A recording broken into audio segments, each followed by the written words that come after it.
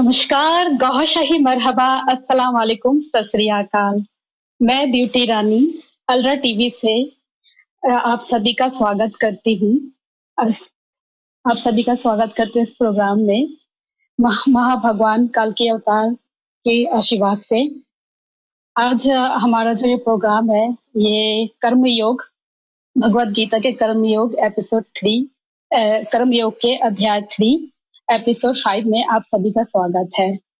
भगवान श्री कल के अवतार और श्री कृष्ण के आशीर्वाद से ये प्रोग्राम शुरू करते हैं हमारे संतों के साथ, हमारे पैनल के साथ जो यहाँ पे है। तो मैं आप सभी का स्वागत करती हूँ। हमारे पैनल में है स्वामी विश्वानंद जी महाराज जी, गीता मर्मज्ञ स्वामी विश्वानंद महाराज जी और संत राजेंद्र बाबू निगम और स्वामी सच्चिदानंद महाराज जी। नमस्कार, आप सभी का स्वागत है इस अनुष्ठान में। तो टाइम को वेस्ट किए बगैर आज इस प्रोग्राम का शुभारंभ करते हैं। तो मेरा पहला सवाल है स्वामी जी से। ये मेरा पहला प्रश्न है स्वामी जी आपसे। इंद्रियों और उनके विषयों में स्थित राग तथा द्वेष साधक की आध्यात्मिक प्रगति में किस प्रकार बाधक बनते हैं? अध्याय 3 श्लोक 34। जी स्वामी जी। जी बहन जी, आपका यहाँ स्वागत है। आप ढाका में विराजमान है। गुरु जी के चरणों में आशीर्वाद लेते हुए हम सब लोग इस प्रोग्राम को, हमारे दर्शकों को श्रीमद् भगवद गीता का दिव्य ज्ञान सुनाते हुए आगे बढ़ते हैं। इस प्रश्न का उत्तर समझने के लिए श्रीमद् भगवद गीता जी का अध्याय 3 कर्मयोग के श्लोक नंबर 34 का आधार लेके समझे तो श्लोक 34 इस प्रकार है। इंद्रियस्येन्द्रियस्तार्थे राग द्वेषो व्यवस्थितो तयोर्नवसमागच्छेतो हास्य परिपन्थिनो। इस श्लोक में भगवान श्री कृष्ण सारी मानव जात के ज्ञान की 5 इंद्रिया और उसके साथ जुड़े हुए 5 विषयों के संबंधित विज्ञान समझा रहे हैं कि ये पांचों इंद्रियों के साथ जुड़े अपने अपने 5 विषयों में राग द्वेष शामिल ही होते हैं। खास करके साधक मनुष्यों को वे राग द्वेष के वश में नहीं होना है, क्योंकि ये राग और द्वेष मनुष्य के कर्तव्य मार्गों में विघ्न करने वाले महान शत्रु है। 254 साल पहले अर्जुन ने अपने प्यारे सदगुरु महाराज भगवान श्री कृष्ण को यह नहीं पूछा कि हे मेरे प्यारे सदगुरु महाराज, मैं मेरी ज्ञान की 5 इंद्रियों के साथ जुड़े 5 विषयों के राग द्वेष को मेरे बस में कैसे कर सकूंगा? तब भगवान श्री कृष्ण को भी मालूम था कि आने वाले कलयुग के समय के दौर में कल की अवतार इसका ज्ञान सारी मानव जात को वैज्ञानिक तरीके से समझाने वाले हैं। इसीलिए तब भगवान ने अर्जुन को अपनी इच्छा होने के बावजूद भी ये स्पष्टता रूप में नहीं समझाया कि समझाया ये कल की अवतार और भगवान श्री कृष्ण दोनों की आपस में बनी हुई समझौती थी। कृष्ण भगवान ने कहा कि हे मेरे महान आका, मैं अभी कृष्ण को ये ज्ञान स्पष्ट रूप से नहीं समझाऊंगा, क्योंकि आपको कलयुग में समझाना है। अब वर्तमान कलयुग के आखिरी समय के दौर में कल की अवतार इमाम मेहदी मसीहा रारियात गौर साई जी महाराज सारी मानव जात को और खास करके सब धर्मों के साधकों की आध्यात्मिक प्रगति में ये 5 प्रकार की इंद्रियों और उसके साथ जुड़े हुए विषयों में स्थित राग तथा द्वेष बाधक न बन पाए, वैसा ज्ञान बहुत अच्छी तरह से समझा रहे हैं कि सब मनुष्य के शरीर में 2 प्रकार की महान शक्तियां 2 स्थानों में रखी गई है। वे है हृदय स्थान में जीवात्मा और नाभि स्थान में नाभि आत्मा, यानी कि नफ्स, असुर, इविल स्पिरिट। जिस मनुष्य के शरीर में ये दोनों में से जो ज्यादा ताकतवर बन जाता है वे दूसरे पर हावी होके अपने बस में करके अपनी इच्छा के अनुसार दूसरे से कार्य करवा लेता है। इस कारण से जो साधक दिल में रब का नाम बसाकर सिमरन की सच्ची पद्धति सीख के सिमरन करने लगता है तब दिल में आध्यात्मिक प्रकाश उत्पन्न होने से साधक की जीवात्मा ताकतवर हो जाती है। तब फिर जीवात्मा नाभि आत्मा के ऊपर अपना पॉजिटिव प्रभाव डाल के अच्छे कर्मों को कराने के लिए नाभि आत्मा को मजबूर कर देता है। जब सामान्य मनुष्य इस प्रकार का सिमरन नहीं करता है तब वे सामान्य मनुष्य जो भी खुराक खाता है उसकी नार यानी आग बनती है, उससे उनका नाभि आत्मा ताकतवर बन जाता है और उस ताकत से वे जीवात्मा के ऊपर अपना नकारात्मक प्रभाव डाल के बुरे कर्मों को कराने के लिए जीवात्मा को मजबूर कर देता है। शुरू में साधक मनुष्य जब सिमरन की साधना करने लगता है तब उनका नाभि आत्मा ताकतवर होता है। उस करने से उस कारण से वे कान की ये इंद्रिया से अज्ञान के शब्द दुनियावी मायावी शब्दों का सुनाने के लिए जीवात्मा को मजबूर करके राग यानी के उनके प्रति प्रीत वाला खिंचाव खड़ा करके अज्ञान सुनाने के लिए जीवात्मा को राग उत्पन्न करता है। तब साधक का जीवात्मा प्रतिकार करके ज्ञान के शब्द सुनाने की अपील करता है। वे अपील के लिए नाभि आत्मा द्वेष यानी कि नफरत करके जीवात्मा की अपील को ठुकरा देता है। ऐसा भावों का द्वंद्व दोनों के बीच चलता ही रहता है। नाभि आत्मा चमड़ी से यानी कि ये चमड़ी के माध्यम से स्पर्श विषय को भोग के साधक को खुशी देके उसमें व्यस्त रखता है।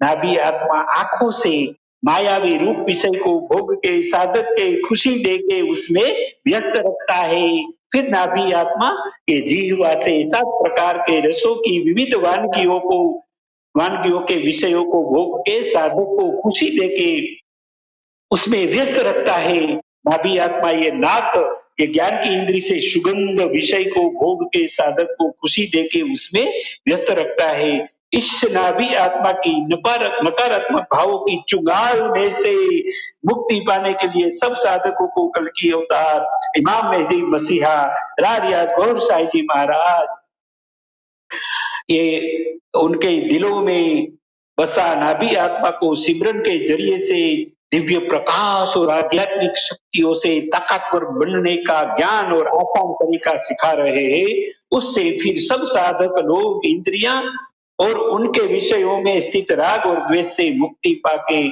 आसानी से उनकी आध्यात्मिक प्रगति कर पाए। इसी विषय के संबंधित विशेष जानकारी के लिए कल की अवतार इमाम मेहदी मसीहा राज गौर साई जी महाराज अल्ट्रा टीवी यूट्यूब चैनल पे आने का प्रेम पूर्वक निमंत्रण भी दे रहे हैं। जी बहन जी, बहुत धन्यवाद स्वामी जी। अब दूसरा प्रश्न है कुलवधु स्वामी सच्चिदानंद महाराज जी से। अपने स्वधर्म का पालन चाहे वो गुणर्जित प्रतीत हो, दूसरे के धर्म से उत्कृष्ट आचरण से भी श्रेष्ठ क्यों माना गया है? जी स्वामी जी। सदगुरु भगवान के चरणों में कोटिशा प्रणाम का हार्दिक स्वागत एवं अभिनंदन है। इस दुनिया में हर आदमी दुनिया को प्राप्त करने के लिए बेचैन है। कोई धन कमाने में लगा है व्यापार के माध्यम से या बेईमानी के माध्यम से, शैतानी के माध्यम से, और उस धन से अपने श्रृंगार की वस्तुएं खरीदना चाहता है। तो दुनिया में जो दृश्य है इसी की आपाधापी में हर आदमी लगा हुआ है। लेकिन इसी में से कुछ जो भगवत प्रेमी होते हैं वो किस्से कहानियां सुन के लोगों के द्वारा या महात्माओं के प्रवचन को सुन के परमात्मा की तरफ आकृष्ट हो जाते हैं, और जैसा बता दिया जाता है वैसा ही वो प्रारंभ कर देते हैं। जैसे अगर किसी संत ने कह दिया कि केवल ओम नमः शिवाय का जप करो, तो उनको भले ही भान हो या न हो कि ओम नमः शिवाय तो ये खटाक्षरी मंत्र हो जाएगा, ये पंचाक्षरी कहाँ है, वो ओम नमः शिवाय जब करना शुरू कर देते हैं। लेकिन उनकी इस निष्ठा और इस कर्तव्य परायणता से प्रसन्न होकर कोई न कोई गुरु आके उनका सद्मार्ग दिखा देता है, और जब उसमें उस क्रम में उनको दीक्षा मिलती है तो वो नियमबद्ध तरीके से आगे बढ़ते हैं, और जब आगे बढ़ते हैं तो उस पे चलते चलते उस राह पे अभ्यस्त हो जाते हैं। वो किसी भी अवस्था में रहें, जिस क्रम में वो हैं उस क्रम के वो माहिर व्यक्ति हो जाते हैं। पुनः पुनः वो प्रक्रिया जब आगे बढ़ती है तो उसी में पांडित्य भी उनको मिल जाता है। तो जो जिस स्तर का है, आज कोई अभी अभी सुन के केवल या किस्से कहानियों के माध्यम से अपनी साधना को शुरू कर दिया, जो किताब में लिखा है उसी आधार पे शुरू कर दिया, वो और कोई दीक्षा लेके या किसी गुरु के माध्यम से के मार्गदर्शन में आगे बढ़ रहा है, तो वो दोनों की तुलना एक नहीं हो सकती। तो यहाँ पे इस श्लोक के माध्यम से यही कहा गया है कि जो जिस श्रेणी में है, आप प्राइमरी के विद्यार्थी हैं तो हाई स्कूल के विद्यार्थी की नकल करेंगे तो निश्चित रूप से वो अपने लक्ष्य को भी नहीं प्राप्त करेंगे, और वहां आपको डर भी लगा रहेगा कि मैं उसमें पास कर पाऊंगा कि नहीं कर पाऊंगा, इसलिए कि आप अभ्यस्त नहीं हो, उसका ठीक से आपने अभ्यास नहीं किया है, इसलिए उस परीक्षा से डर लगेगा। लेकिन आप जिस श्रेणी में हो, अगर प्राइमरी के विद्यार्थी हो और मास्टर साहब ने ठीक से आपको पढ़ाया है, तो निश्चित रूप से आप उसमें संतुष्ट रहोगे और आपको आत्मविश्वास रहेगा और आपको कोई भय नहीं लगेगा। अज्ञान ही भय का कारण है, और भगवान कृष्ण ने ये बताया भी कि चातुर्वर्ण मया सृष्टम गुण कर्म विभाग से, इस कर्म और साधना के क्रम को देखते हुए हमने साधकों के 4 वर्ण बनाए हैं, जिसमें शूद्र, वैश्य, क्षत्रिय और ब्राह्मण है। तो जिस वर्ण का जो साधक है उस वर्ण के में ही अगर रह के वो कार्य करेगा, शूद्र का अर्थ यह है कि वो केवल और केवल सत्संग कर रहा है और साधुओं की, संतों की सेवा कर रहा है। वैश्य का मतलब कि उसको कुछ न कुछ, किसी न किसी गुरु से कोई मंत्र मिल गया है और उनके बताए गए नियम के आधार पे वो आगे बढ़ रहा है। और क्षत्रिय का मतलब यह है कि वो उसमें निपुण हो गया है, पारंगत हो गया है, उसने अपने इंद्रियों का समन कर लिया है, संधान करना उसको ठीक से आ गया है, प्रयोगकर्ता वो बन गया है। और ब्राह्मण का अर्थ ये हुआ जिसने ब्रह्म को जान लिया। ये करते करते आपने उस लक्ष्य तक, जो जिस लक्ष्य तक आपको जाना था उस लक्ष्य तक पहुंच गए, तो आप ब्राह्मण की श्रेणी में आ गए।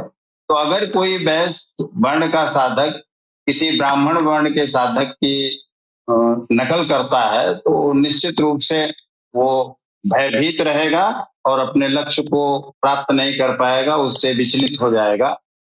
तो यहाँ पे गीता अध्याय 3 के 35वें श्लोक में भगवान कृष्ण कहते हैं, श्रेयान स्वधर्मो विगुण पर धर्मात् स्वनितिष्ठितात् स्वधर्मे निधनम श्रेय पर धर्मो भयावह। तो यहाँ पे यही कहने का मतलब है कि जो अपना धर्म है, स्वधर्म, स्वधर्म क्या है? आत्मा से प्रेम करना या उस परमात्मा से प्रेम करना ही स्वधर्म है किसी भी जीव का। बाकी जिन कृत्यों में वो लगा हुआ है या जिन कर्मों में वो उलझा हुआ है, वो दुनिया की चीजें हैं, वो उसका स्वधर्म नहीं है, वो उसके अहंकार का स्वधर्म है। क्योंकि उसने शरीर के इंद्रियों और मन के वशीभूत होके एक अहंकार का स्वरूप बना लिया और इस दुनिया में इस शरीर को ही वो अपना वजूद समझ लिया या अपनी पहचान समझ लिया। तो जो बाकी वो कर रहा है वो उसके अहंकार का स्वधर्म है। लेकिन जो जीव का स्वधर्म है या वो आत्मा का स्वधर्म है वो प्रेम ही प्रेम है, उस परमात्मा से प्रेम। तो अगर उस धर्म में, उस परमात्मा के प्राप्ति के धर्म में, उस पथ पे अगर कोई चल रहा है, तो जिस श्रेणी का है वो, जिस स्थिति तक वो पहुंचा है, उसको छोड़ के आगे वाली की स्थिति में न जाए। इस पूरे श्लोक का यही अर्थ है। स्वधर्मे निधनम श्रेय। अगर अपने धर्म में वो मृत्यु भी को भी प्राप्त कर जाता है, तो जिस निपुणता को वो प्राप्त कर लिया है, वो निपुणता उससे नहीं छीनी जाएगी, या उसकी स्मृतियों पे या उसके आनंदमयी कोष की दीवारों पे वो चिपकी रहेंगी स्मृतियां, और उसको पता रहेगा कि हमको कहाँ से यात्रा शुरू करनी है। तो अगला शरीर भी उसको अगर मिलता है तो वहीं से अपनी यात्रा शुरू करेगा। उदाहरण के लिए अगर वो वैश्य है तो वैश्य श्रेणी से ही उसकी साधना या उसकी जीवन की यात्रा शुरू होगी, जो सनातन के मतानुसार है। सनातन में हम मानते हैं कि हमारा पुनर्जन्म होता है, और पुनर्जन्म की अगर कल्पना को हम मानेंगे तो पुनर्जन्म में जिस स्थिति में हमारा शरीर छूटा है, साधना के जिस क्षेत्र में, जिस क्रम पे हम इस शरीर को छोड़े हैं, उसी क्रम से पुनः शुरुआत करेंगे। पर धर्मो भयावह, अगर दूसरे धर्म में हम प्रवेश करेंगे तो ना इस जिस श्रेणी पे हैं उसकी हम पुनरावृत्ति कर पाएंगे या उसमें पारंगत हो पाएंगे, और ना आगे वाली श्रेणी की स्थिति को हम समझ पाएंगे। इसलिए वो भयावह है। भय वहीं होता है जहाँ अज्ञानता होती है। तो हम अगर पोस्ट ग्रेजुएशन की किताबों को पढ़ेंगे तो उससे कोई लाभ नहीं है, और उसकी परीक्षा में बैठेंगे तो भय ही भय होगा। जी जी। बहुत उत्तम, बहुत सुंदर कुलवती सचिदानंद महाराज जी, बहुत धन्यवाद आपका। अब तीसरा प्रश्न है सुश्री संत राजेंद्र निगम बाबूजी महाराज से। मनुष्य इच्छा न होने पर भी पाप कर्म की ओर किस शक्ति से प्रेरित होते हैं, तथा भगवान श्री कृष्ण ने इसके मूल कारण को क्या बताया है? जी। हम भगवान सदगुरु के चरणों में नमन करते हुए पैनल में उपस्थित ये सभी दिव्य आत्माओं को मैं सर नवाकर प्रणाम करता हूँ। बहन ने जो सवाल किया है, ये सवाल बड़ी पुरातन है। जुगों जुगों से इसी पर सारे लोग मेहनत करते आए हैं। दुनिया में नैतिक शिक्षा बहुत पढ़ाई गई। 1,24,000 पैगंबर भी नैतिक शिक्षा पढ़ा गए। जितने भी ऋषि महर्षि अवतार औलिया और बड़े बड़े मनीषियों ने इसी शिक्षा पे काम करते आए, और अध्यात्म का यह जो है मुख्य बिंदु यही है। इसी के परिप्रेक्ष्य में जो है इंसान अध्यात्म का ज्ञान ग्रहण करता है। कुल मिला जुला के ये जो मनुष्य जो है होश खबर रहने के बावजूद ये अच्छा है ये बुरा है, फिर भी बुराई पर उतारू हो जाता है। आखिर क्यों, क्या कारण है इसका? इसके कारण तो तमाम विद्वान बताए हैं, और तमाम तरह के अवतारों ने भी इस पर व्याख्या किया। भगवान कृष्ण ने भी बहुत बढ़िया व्याख्या किया है, और लगभग सारे संत ऋषि महर्षि जो भी थे इसी केंद्र बिंदु पर काम करते आए हैं कि आप जो पाप कर्म कर रहे हैं वो किस शक्ति के से प्रेरित होकर आप ये गुनाह कर बैठते हैं। तो पुराने जो धर्मों में जो बातें लिखी गई हैं, मैं उस पे नहीं जाना चाहूँगा इसलिए कि सर्वविदित है, सारे धर्म वाले अपने-अपने धर्म की किताबें लोग पढ़ते आए हैं और इससे संबंधित इस सवाल से संबंधित तमाम सारे जवाब भी लोग जो है जानते आए हैं। लेकिन इस दौर में जब सरकार गौहरशाही भगवान काल्की अवतार का जब पदार्पण इस धरती पर हुआ है, तो इस मुख्य बिंदु को आप कैसे जो है आप परिभाषित कर रहे हैं? मैं इसको ये सरकार गौहरशाही के ज्ञान के ये जो है आध्यात्मिक के ज्ञान के रोशनी में मैं इसको बताना चाहूँगा। सरकार ने इस अ, इस सवाल पर जो है बेहतरीन जवाब दिया है कि हम गुनाहों को क्यों कर जाते हैं? किसकी प्रेरणा से करते हैं? लाख चतुराई करने के बाद भी, लाख ज्योतिष शास्त्र, ये लाख नैतिक शास्त्र पढ़ने के बाद, नैतिक गुणों को धारण करने के बावजूद भी हम पाप कृत्यों में लिप्त हो ही जाते हैं। इसका कारण जो है भगवान काल के अवतार सरकार गौहरशाही ने जो बताया है, वो उस पर मैं चर्चा करना चाहूँगा। धर्मों में इसी बात को भिन्न-भिन्न तौर तरीके से अपने-अपने भाषा में कहा गया है। लेकिन मैं सरकार गौहरशाही की शिक्षाओं की रोशनी में मैं तब बताना चाहता हूँ कि सरकार ने फरमाया कि आपके शरीर में तमाम तरह की दैवीय आत्माएँ आपके सीने में बैठी हैं और उन दैवीय आत्माओं को आध्यात्मिक उन्नति कराने के लिए उसका इस्तेमाल किया जाता है और आपके जो जीवन की क्रियाएँ हैं, इसको चलाने में भी वो जो है महत्व रखती हैं। इसके अलावा इंसान के अंदर एक आसुरी आत्मा भी निहित होता है, जो उन्हीं आत्माओं के साथ जो है यह नवजात शिशु में प्रवेश कराया जाता है।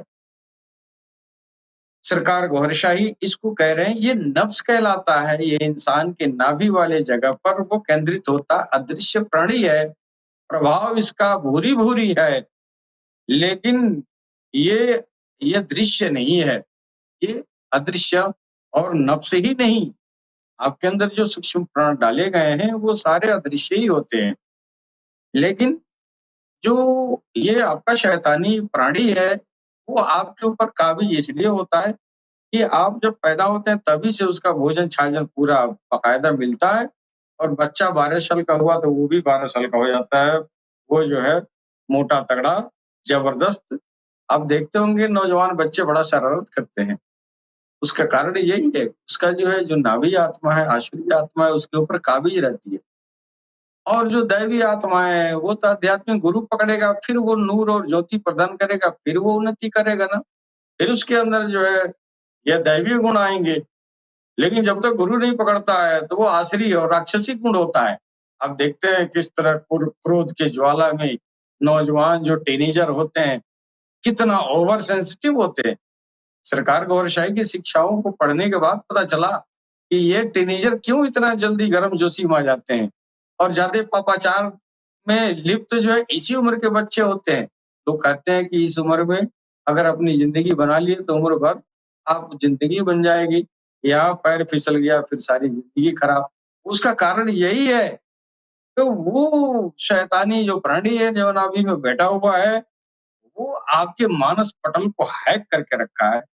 यह एक शैतानी कीटाणु है, नाभि में इसका ठिकाना है। सरकार लिखते हैं कि समस्त अवतारों संतों ने इसकी धृष्टता से यह जो है शरण मांगी।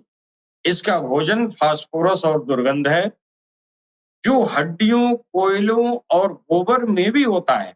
प्रत्येक धर्म ने संभोग के बाद स्नान का बल दिया है, क्योंकि ये जो मैथुन क्रिया की दुर्गंध रोम छिद्रों से भी निकलती है। दुर्गंध प्रकार के पेय और दुर्गंध प्रकार के पशुओं के मांस को भी वर्जित किया गया है। सृष्टिकालीन दिवस में ईश्वर के सामने ईश्वर के सामने वाली समस्त आत्माएं पारस्त आत्मा तक एक दूसरे से घुल मिल गई और संयुक्त हो गई। पारस्त आत्मा जो पहाड़ों में पाई जाती है, पारस्त आत्मा के कारण मनुष्य ने पत्थरों के घर बनाए और वानस्पतिक का आत्मा के कारण वृक्षों की लकड़ियों में छत बनाए। सरकार गौरशाही कह रहे हैं कि इंसान का जो ढांचा बनता है 3 तरह की आत्माओं से बनता है, पारस्त आत्मा, वानस्पतिक आत्मा और ये जो है रूहे, जमादी, नबाती, हैवानी। ये जानवरों के अंदर जो आत्माएं होती हैं उसकी भी जो है आपके ढांचा बनाने में काम आती है। तो वृक्षों की छाया से भी इंसान जो है लाभान्वित हुए, इसलिए कि वृक्षों की आत्माएं भी इंसान के ढांचे में बंद है। वृक्षों ने इनको साफ सुथरी ऑक्सीजन पहुंचाई। ये पीछे वाली पार्श्व आत्माएं जो सृष्टिकालीन दिवस में जब ईश्वर ने कहा तुम हो गए, और उस समय जो है ये सबसे पीछे के पार्श्व आत्माएं जो वो जो है पशुओं की आत्माएं थी, वो जो दुनिया में आकर पशु बन गए, समस्त मनुष्य के लिए भक्ष्य कर दिए गए और बाई और जिन्नात और आदमी बैताल बने। फिर उनके पीछे की ओर 26 की आत्माएं बनी जो अंत में ईश्वर की शत्रु बनी, और वह पाश और वानस्पतिक और पारस्त आत्माएं जो जो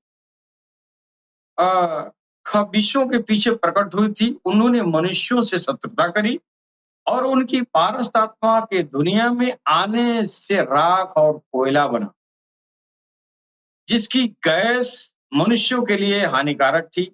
उनकी वानस्पतिक आत्मा से भयंकर और कांटेदार प्रकार के वृक्ष अस्तित्व में आए और उनकी पार्श्व आत्मा से नर, पक्षी और हिंसक प्रकार के पशु भी जन्मे और उनसे संबंधित पक्षी भी उन्हीं की मानव शत्रुता के स्वभाव के कारण अभक्ष्य ठहराए गए, जिनकी पहचान यह है कि वह पंजे से पकड़कर अपना शिकार करते हैं।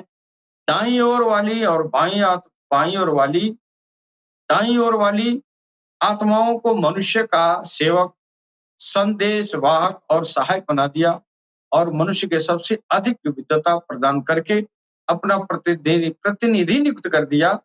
अब मनुष्य की इच्छा, परिश्रम और भाग्य है कि प्रतिनिधित्व स्वीकार करे या ठुकरा दे। नाभि आत्मा जो आश्रय आत्मा जो नाभि में बैठा है, स्वप्न में शरीर से बाहर निकल जाती है और उस व्यक्ति की मुखाकृति में जिन्नात और शैतानों की सभाओं में घूमती रहती है।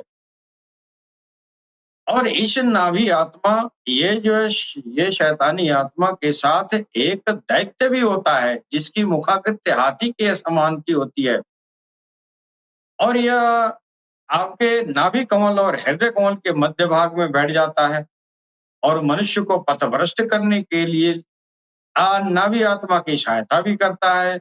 ये आपका जो ये खन्नास दैत्य जो बैठा हुआ है हृदय के और नाभि के बीच में, ये भी जो है इंसान को भड़काता है। तो इसके अतिरिक्त जो है 4 पंक्षी भी मनुष्यों को पथभ्रष्ट करने के लिए ये चारों शक्तियों के साथ चिमट जाते हैं।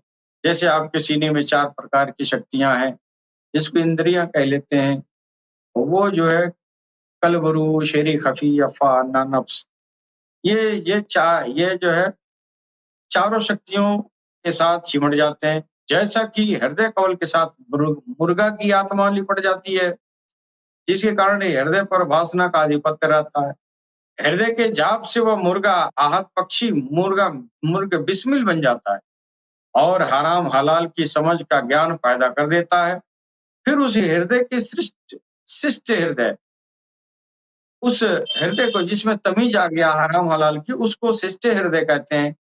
शरीर का आत्मा है आपके, उसके साथ कौवा, कौवे की वजह से लोभ, और खफी के साथ मोर की वजह से ईर्ष्या, और अफा के साथ कबूतर की वजह से कृपणता आ जाती है। और उनकी प्रकृतियां शक्तियों को लोभ एवं ईर्ष्या पर विवश कर देती हैं। जब तक शक्तियां प्रकाशमान न हो जाएं, इब्राहिम के शरीर से इन्हीं की 4 पक्षियों को निकालकर पवित्र करके पुनः शरीर में डाला गया।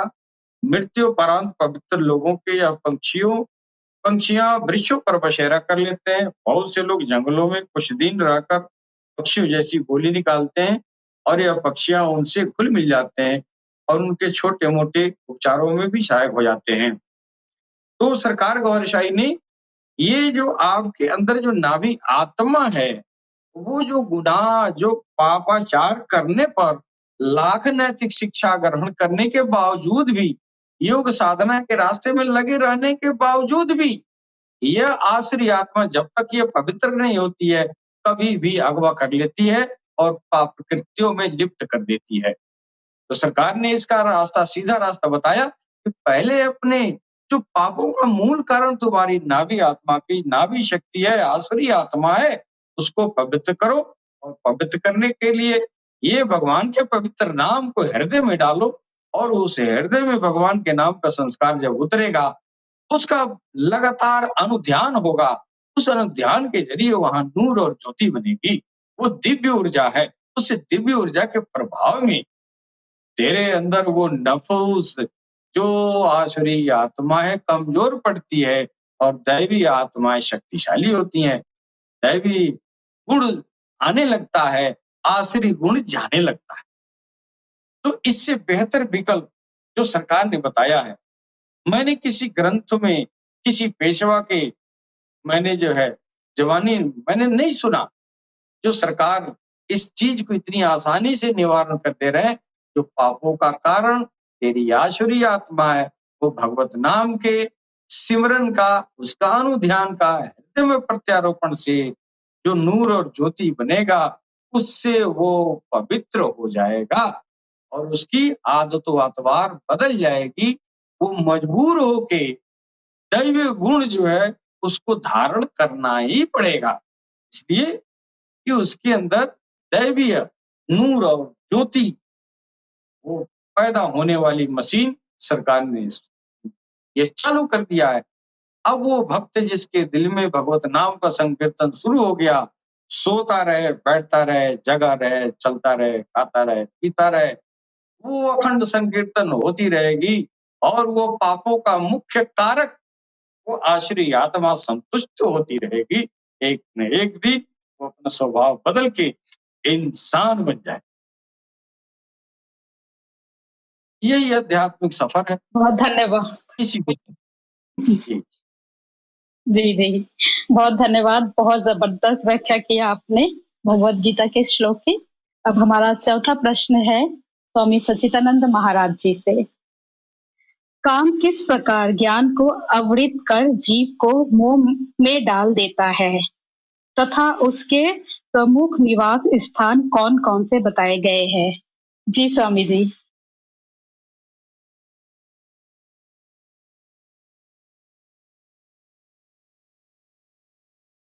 लगता है स्वामी जी का इंटरनेट का समस्या है। तो क्या मैं ये सवाल किसी और से जी स्वामी जी, आपको मेरी आवाज आ रही है? स्वामी जी, स्वामी विश्वानंद जी, आपको मेरी आवाज आ रही है?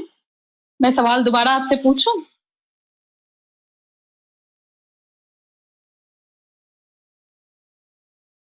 जी स्वामी विश्वानंद जी, आपसे हमारा चौथा प्रश्न है। काम किस प्रकार ज्ञान को आवृत कर जीव को मोह में डाल देता है तथा उसके प्रमुख निवास स्थान कौन कौन से बताए गए हैं? जी स्वामी विश्वानंद जी।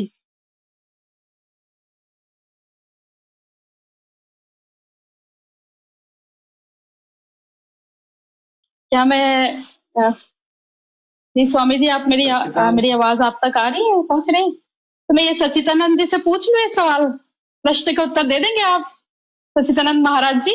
पूछ लूं आपसे? चले आपसे पूछ लेती हूँ इस प्रश्न का जवाब। काम किस प्रकार ज्ञान को आवृत कर जीव को मोह में डाल देता है तथा उसके प्रमुख निवास स्थान कौन कौन से बताए गए हैं? जी कुलवधु स्वामी सच्चिदानंद महाराज जी, आप बताएं।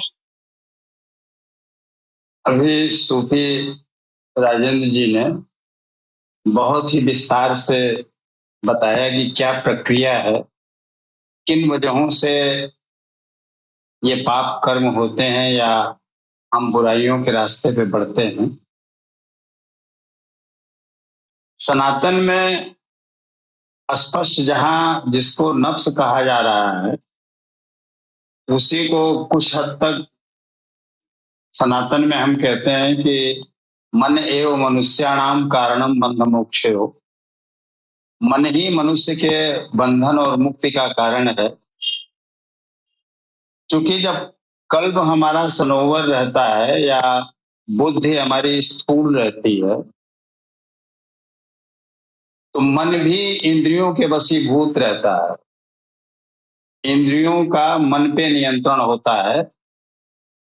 मन भी उधर ही, अगर शरीर में थोड़ी ताकत आ गई है तो किसी कमजोर को देख के मन करता है कि एक मुक्का मार दें कस के, देखें इसका दांत टूटता है कि नहीं।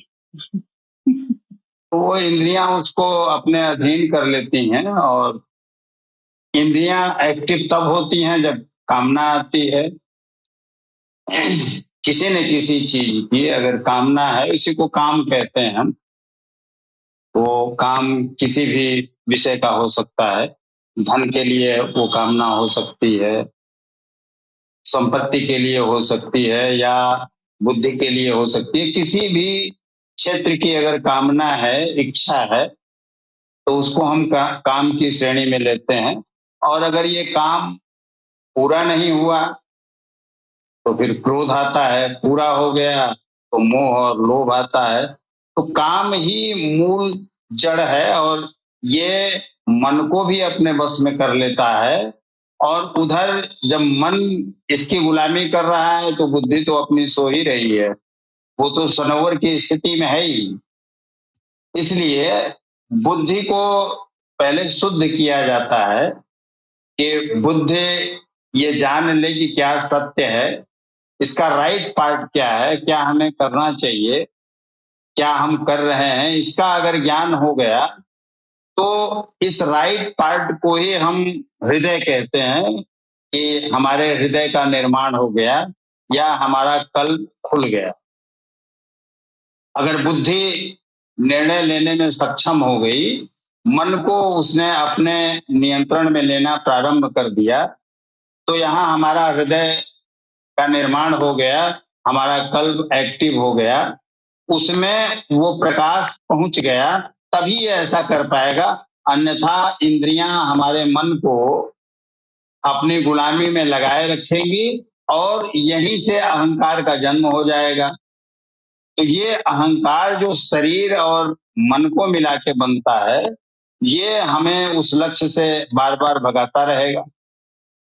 तो इन कामनाओं को पैदा यही करता है, जिसको अभी सूफी साहब नफ्स कह रहे थे।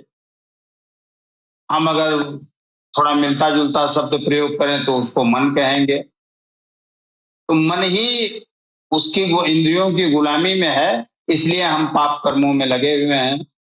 अगर हमारा बुद्धि शुद्ध हो गई, हमारा हृदय का निर्माण हो गया, तो हम उत्तरोत्तर मन को नियंत्रित करने का काम शुरू हो जाएगा। इसको हम एक ट्रायंगल पे भी समझ सकते हैं कि अगर कोई त्रिभुज है तो नीचे का जो आधार है वो अगर हमारी आत्मा है, और एक भुजा मन और हमारी इंद्रियां हैं अर्थात शरीर है, और दूसरी भुजा हमारी बुद्धि है। तो अगर बुद्धि पे काम होगा तो भी मन और इंद्रियां नियंत्रित होंगी, और मन और इंद्रियों पे काम होगा तो भी बुद्धि नियंत्रित होगी। और दोनों अगर सम हो गई, उस आधार पे मिल गई, तो हमारा लक्ष्य मिल गया। उसी आत्मा को तलाशना था, उसी आनंदमयी कोष को प्राप्त करना था, हम वहां तक पहुंच गए। तो अब के पहले तक जो गीता का काल था, या सरकार गौहर शाही के आने के पहले का जो काल था, वहां हम शरीर को और मन को नियंत्रित करते हुए अपनी बुद्धि तक आते थे। शरीर अगर नियंत्रित हो गया, हमारी इंद्रियां चाहे वो भले ही कछुए की तरह जबरदस्ती समेट के अंदर घुसा ली जाए, कछुआ जैसे खतरे को देख के अपनी सारी इंद्रियों को सिकोड़ लेता है, वैसे ही हम बलपूर्वक हठ योग के माध्यम से चाहे जैसे अपनी इंद्रियों पे नियंत्रित करेंगे, तो धीरे धीरे धीरे धीरे कभी कभी मन नियंत्रित हो जाएगा। लेकिन ये अवसर जब भी पाएगा, कभी कोई रंभा आ गई या कोई उर्वशी आ गई, तो ये विचलित हो जाएगा, फिर बुद्धि सारी वहीं धरी की धरी रह जाएगी। इसलिए ये बढ़िया टेक्निक है कि पहले बुद्धि से काम करो। अपनी बुद्धि को पहले शुद्ध करो, हृदय का निर्माण करो, उस हृदय को एक्टिव करो, और वो जब एक्टिव हो जाएगा, बुद्धि शुद्ध हो जाएगी, तो मन अपने आप उसकी गुलामी में आ जाएगा। और मन अगर बुद्धि की गुलामी में है तो अहंकार भी धीरे धीरे मिटना शुरू कर देगा, और हमारा जो कल्ब है वो अपना काम करते करते कल्बे सनोवर से कल्बे सलीम से कल्बे मुनीम, और अंत में कल्बे शहीद होके उस लक्ष्य तक पहुंच जाएगा। तो जो हमारे इंद्रियां हैं, ये इंद्रियां ही और मन, कुछ हद तक बुद्धि, यही तीनों अधिष्ठान है काम के। तो बुद्धि तो कम काम करती है, ज्यादा से ज्यादा काम इंद्रियों का ही है, और उन इंद्रियों के बाद उसमें मन लिप्त हो जाता है, और ये दोनों मिलके अहंकार को जन्म देते हैं, और वो अहंकार ही हमको बुराइयों में फंसाए रहता है। यही नफ्स अम्मारा की स्थिति है, जो सरकार गौहर शाही ने कहा। तो बातें वही हैं, चाहे उसको हम शूद्र, वैश्य, क्षत्रिय और ब्राह्मण कह लें, चाहे यहाँ कल्बे सनोवर, कल्बे सलीम, कल्बे मुनीम और कल्बे शहीद का दर्जा दे दें, स्थितियां वही हैं, उन्हीं रास्तों से गुजरना है। लेकिन अब तक हम शरीर और मन के को साध के आते थे, अब शरीर और मन बुद्धि के द्वारा साधा जा रहा है। क्योंकि बुद्धि हमारी शुद्ध हो जाएगी, हमारे हृदय में राम का नाम आ जाएगा। एक गाना भी है ना कि जिसके हृदय में राम नाम बंद है, उसे हर घड़ी आनंद ही आनंद है।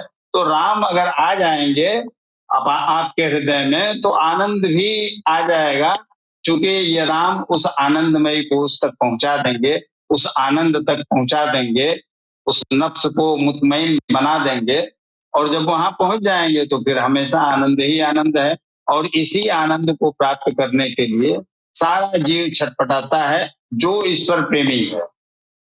अन्यथा तो मन को भी आता है दुनिया में, सुंदर स्त्री मिल जाए, खूब सारा धन मिल जाए, ये सारी चीजें मिल जाए तो भी आनंद मिलता है। लेकिन ये आनंद क्षणिक है। हमें तो शाश्वत, हमारा जो स्वभाव है, हमारी आत्मा का जो स्वभाव है, वो शाश्वत आनंद का है, और हम उसी शाश्वत आनंद के साथ रहे हैं, पले हैं, बड़े हैं। लेकिन अब वहां से बिछड़ने के बाद जब इस दुनिया में आए, तो उसको ढूंढने के लिए हम वस्तुओं में आनंद को ढूंढने लगे। और चूंकि माया ने, उस कामना ने, दुनिया की कामनाओं ने हमारे विवेक का हरण कर लिया है, या उसको आवृत कर दिया है, ढक दिया है, हमारे ज्ञान को छुपा दिया है। जो हम आनंद वहां लेते थे, या जो आनंद हमें मिलता था, जिस माध्यम से मिलता था, उसका हम विस्मरण कर चुके हैं, उसको भूल चुके हैं। इसलिए हम दुनिया में आनंद ढूंढते हैं कि ज्यादा धन मिल जाएगा तो हमको आनंद मिल जाएगा, बढ़िया लग्जरी गाड़ी मिल जाएगी तो हमको आनंद आएगा, सुंदर स्त्री मिल जाएगी तो हमको आनंद आएगा। तो हम क्षणिक आनंद की तरफ भाग रहे हैं, शाश्वत आनंद हमसे विस्मृत हो गया है, हम भूल चुके हैं।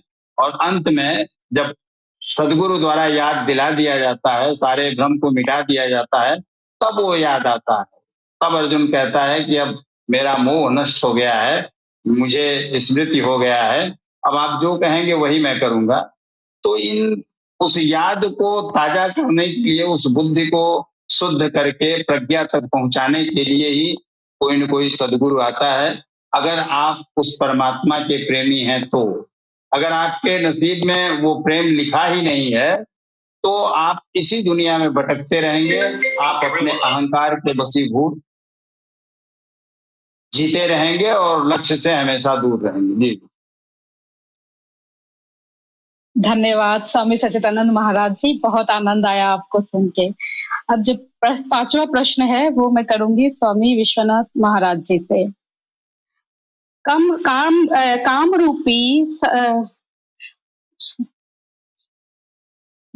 रूपी शत्रु पर विजय प्राप्त करने के लिए भगवान श्री कृष्ण इंद्रियों के संयम और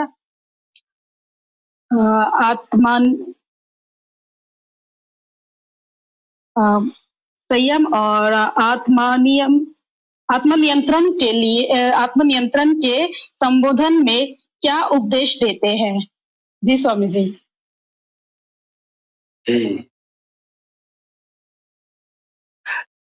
सारी मानव जात को भगवान कृष्ण ने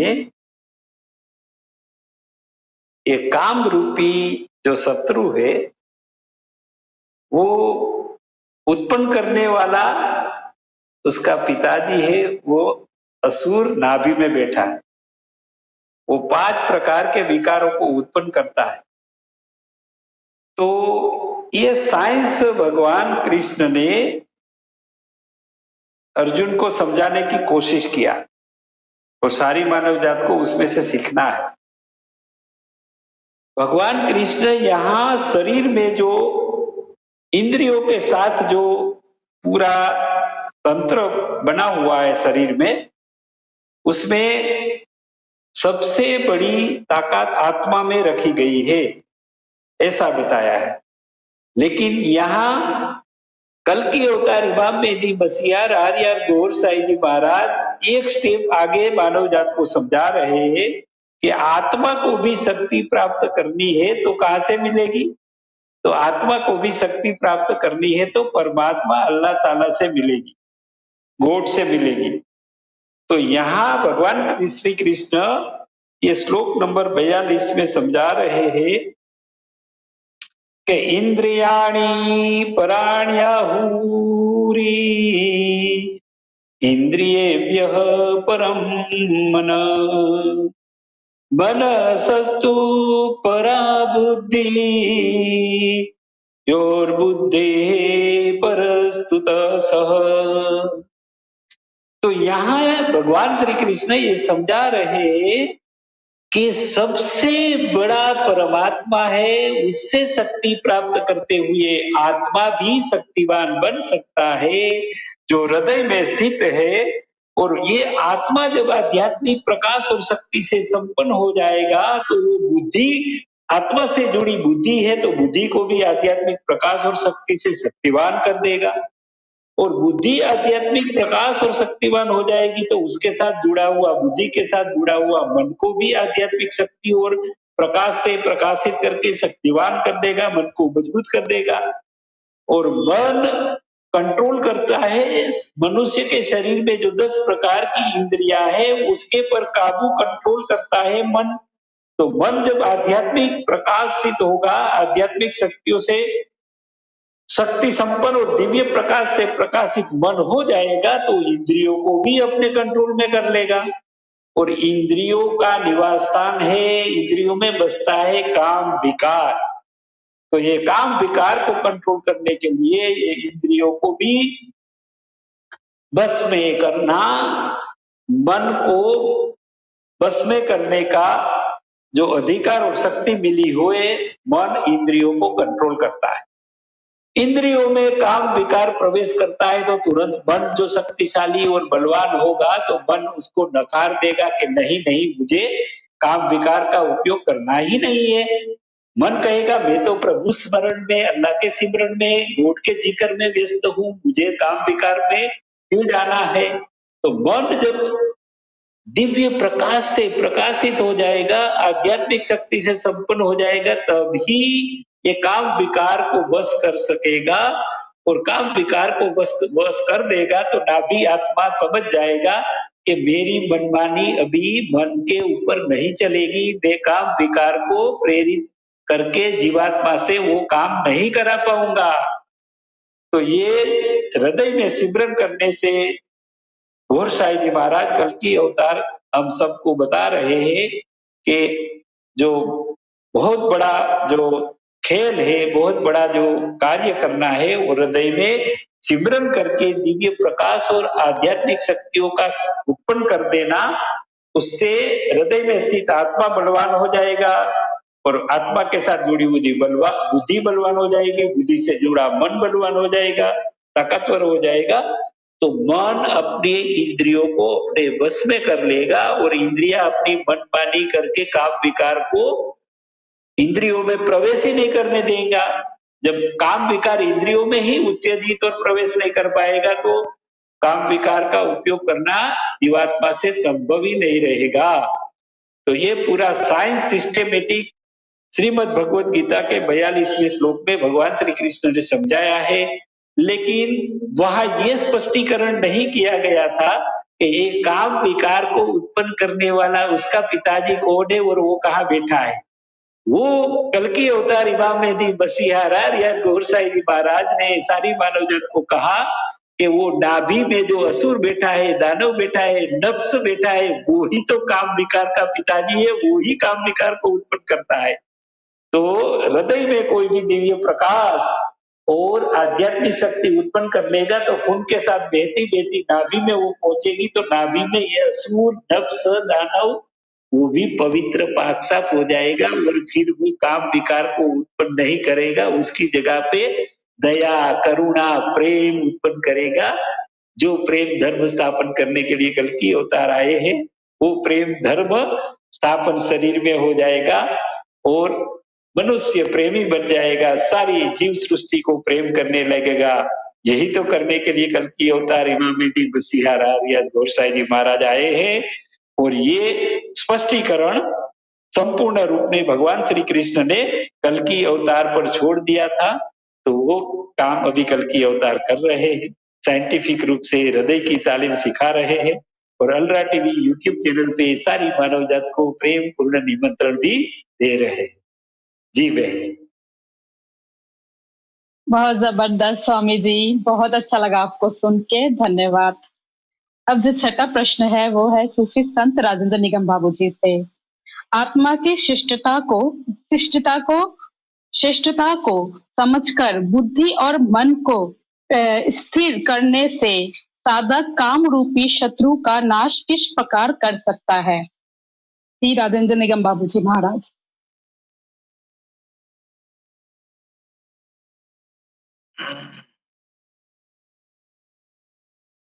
वैसे आत्मा की श्रेष्ठता को समझना ये आसान चीज नहीं है। सिर्फ ये कह लें कि आत्मा हमारी श्रेष्ठ हो गई, श्रेष्ठ है, तो इससे काम नहीं चलेगा। बुद्धि और मन को स्थिर करने से साधक जो है काम रूपी शत्रु को नाश करने में वह जो है विफल रहता है। अक्सर मैंने आपके पहले सवाल के जवाब में मैंने बताया था, ये मन और बुद्धि आपकी आसुरी आत्मा के कब्जे में रहती है और जब तक हम आसुरी आत्मा का समुचित व्यवस्था नहीं करेंगे, जब तक उसको संतुष्ट नहीं करेंगे, जब तक उसको सुधारेंगे नहीं, तब तक हमारा जो है ये काम रूपी शत्रु ही नहीं, आपके अंदर बहुत सारे शत्रु बैठे हुए हैं। आपके सीने में जो सूक्ष्म आत्माएं हैं, उन आत्माओं के साथ पक्षियों की आत्माएं लगी हुई हैं। सरकार गौहर शाही ने बताया कि आपके हृदय पर आपके हृदय कमल जो सूक्ष्म प्राणी है, जो अध्यात्म में सबसे महत्वपूर्ण वह जो है स्थान है, और जब भगवान का पदार्पण जब होता है तो उसी हृदय कमल में होता है और वहीं पर जो है मुर्गे की आत्मा वहां चिपकी हुई है और उस आत्मा के प्रभाव में इंसान को काम रूपी यह जो है काम रिपु चिंतन करता है। ये काम रूपी चिंतन जो इंसान के अंदर है वो जो है उस आसुरी आत्मा के प्रभाव के वजह से है। जब आप काम रिपु चिंतन आप करेंगे तो जाहिर सी बात है कि मन में उथल पुथल, मन में जो है तमाम तरह के आंधी तूफान की तरह जो है संवेग आते हैं जाते हैं और मन से आपकी बुद्धि जुड़ी हुई है, तो मन और बुद्धि दोनों भ्रष्ट हो जाता है, वहां पर काम रूपी शत्रु प्रभावकारी हो जाता है। सरकार ने बताया कि जो दक्ष गुरु होता है वो अपनी दृष्टि मात्र से शिष्यों के हृदय पर वो काबिज शत्रु जो शहवत और काम रूपी चिंतन, काम रिपु चिंतन करवाता है, उस जानवर का, उसको अपने नेत्रों से, दिव्य ज्योति से, अपने नजरों के दिव्य नूर और ज्योति से उसको जेवा करता है। आप देखेंगे मुर्गे की जो फितरत होती है, बड़ा वो जो है काम रूपी स्वभाव उसका माना गया है। उसी तरह इंसान के अंदर उसी की आत्मा यहाँ छुपी है, उसकी प्रवृत्ति आपके दिल पर जो है प्रभाव डालती है। जब गुरु मिलेगा और अपनी नजरों के नूर से उसको जेवा करेगा, जैसे मुर्गा आधा काट दे और उसकी सारी काम रूपी चिंतन वो भूल जाएगा, वो छटपटाने लगेगा। उसी तरह दिल के ऊपर भी आपके जो मुर्गे की आत्मा लगी हुई है, उस मुर्ग को वो दक्ष गुरु अपने नेत्रों से उसको जेवा करता है और उसको आधा काट के छोड़ देता है। अब वो छटपटाता है। जिसके हृदय का मुर्ग बिस्मिल हो गया, यानी जीवा मुर्शिद गुरु कर दिया, वो उसका जो है काम रूपी चिंतन उसका जाता रहता है। और एक न एक दिन एक वक्त आता है कि वो मुर्ग दम तोड़ देता है और आप काम रूपी चिंतन से ऊपर उठ जाते हैं।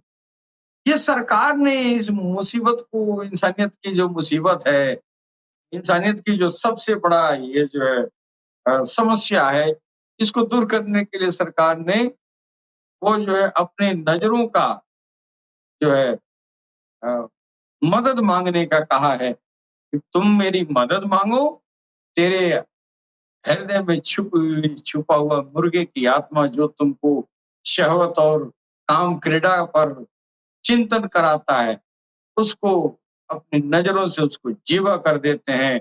जब वो जीवा हो जाता है तो काम रिपु चिंतन खत्म हो जाता है। फिर अध्यात्म की गाड़ी और दूने तीने वेग से आगे की तरफ बढ़ती है। तो बहन जी, हम ये जो है ये काम रूपी शत्रु का नाश करने के लिए सरकार ने ये हृदय सिमरन का अभियान चलाया है कि आपके दिल में भगवत नाम का संस्कार अंदर जाए, वो भगवत नाम के नूर और ज्योति से, और ऊपर से उसको सींचने वाला जो दक्ष गुरु होता है, अपने आपकी मदद करता है, अपने दृष्टि की ज्योति से, नूर से आपके इस मुर्गे को जीवा करता है और आप जो है काम रूपी चिंतन से उबर जाते हैं। जी बहन, इसके साथ ही हम अपने वाणी पर विराम देंगे। सलाम, नमस्ते, सत श्री अकाल, गौहर शाही मरहबा। बहुत शुक्रिया आप तीनों संतों का। आपने भगवान श्री काल के अवतार जी के ज्ञान की रोशनी में हमको आध्यात्मिक गीता का ज्ञान प्रदान किया। अलरा टीवी के तमाम दर्शकों को और मुझ समेत हम सब आपको धन्यवाद करते हैं आप तीनों का कि आप लोगों ने अपना कीमती समय हमको दिया, हमें आत्मिक ज्ञान समझाया, हमें नफ्स और अंतरात्मा बुद्धि कैसे नियंत्रण में आती है इसके हवाले दिए, इसका हमें भागवत गीता से हमको समझाया। हम सभी को आप लोगों का बहुत शुक्रिया। इसी के साथ भगवत गीता का 3रे अध्याय संपूर्ण हुआ। अगले एपिसोड से भगवत गीता का 4था अध्याय शुरू होगा। आपका धन्यवाद और अलरा टीवी के संपूर्ण दर्शकों का बहुत बहुत धन्यवाद। इसी के साथ हम अपना ये कार्यक्रम समाप्त करते हैं। जय श्री गौहर शाही, जय श्री काल की अवतार।